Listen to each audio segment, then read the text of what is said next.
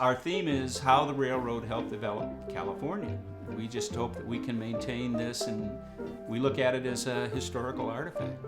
Hi, my name is Rick Bremer, and I've been a volunteer here at the Garden Railroad since 2000. We have people that are really into trains, we have people that are really into electronics, we have people that are really into gardening, and we have people that are just really into people. They just like to come out and hang out with their friends and help maintain a historic exhibit that is known around the country and even the world.